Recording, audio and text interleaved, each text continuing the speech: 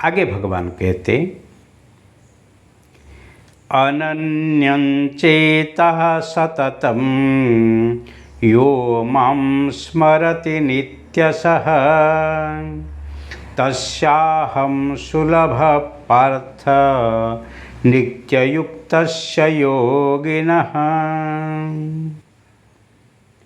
अनन्यचेताः सततं य मां स्मरति नित्यशः तस्य अहं सुलभ पार्थ नित्ययुक्तस्य योगिनः।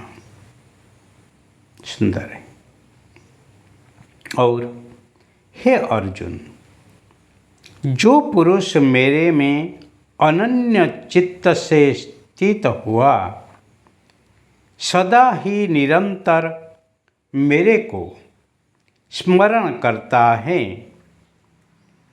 उस निरंतर मेरे में युक्त हुए योगी के लिए मैं सुलभ हूँ, अर्थात सहज ही प्राप्त हो जाता हूँ।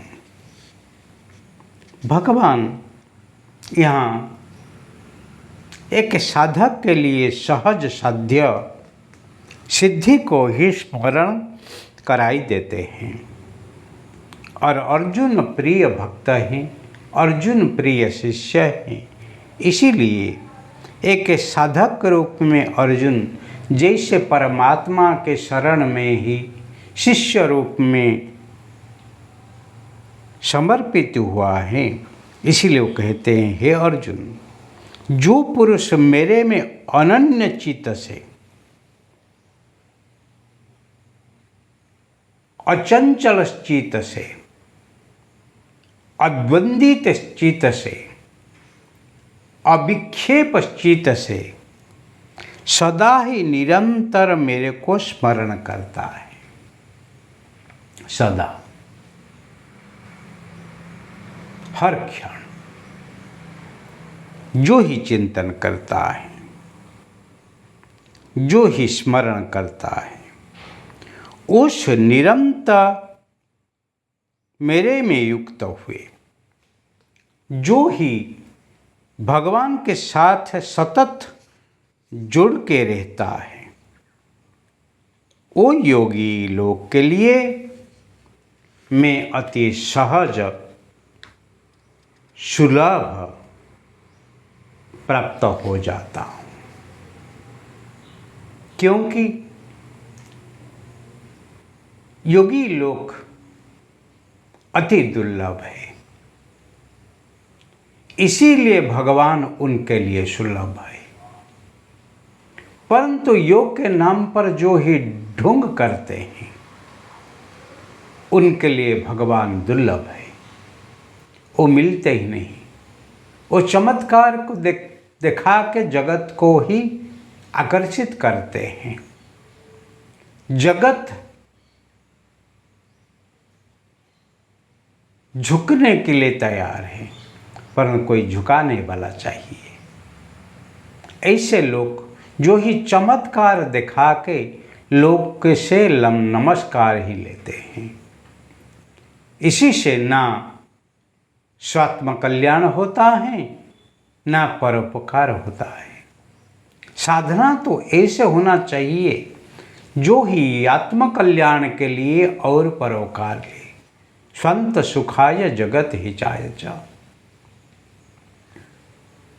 इसीलिए जो ही स्वंत सुख और जगत हित के लिए प्रयत्न करते हैं, वो केवल योगी नहीं है, परंतु इसी जगत में वो ही उपयोगी है, वो ही अति आदरणीय है, स्मरणीय है, वंदनीय है, पूजनीय है, पारायणीय है, अनुकरणीय है। इसीलिए शतरति शतरति श्लोकांतारति, वो खुद ही तर जाते हैं। संसार सागर से ही तरते तरते तरपा हो के दूसरे के लिए हुई आधार हो के ही तार जेते हैं। ऐसे जो होते हैं वो ही सज्जन है। संत परम हितकारी जगत मही, संत परम हितकारी प्रकट करावत प्रभु पद प्रीति, भरम मिटावत भारी भारी, संत परम हितकारी। सत को ही आधार करके जो ही जीवन जिया है वो ही संत जगत के परम हितकारी है। क्या है? प्रकट करावत प्रभु पद प्रीति, प्रभु प्रति जो प्रीति है, जो प्रेम है, जो समर्पण है, जो भक्ति है, उसी को ही हर हृदय में जगाते हैं। और जगत के जो मायामय जगत, क्षणिक जगत, नाशवंत जगत, बंधनमय जगत, उसमें जो भ्रम है उसी से लोग का मन को ही छुटाते हैं, मन को ही जगाते हैं। सचेत करके ही जो ही चेतन में लाके ही भगवान के तरफ उनको ही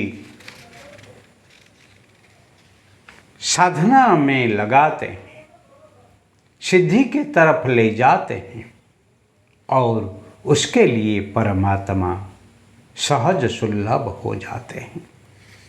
इसीलिए योग करना कठिन लगता है, परंतु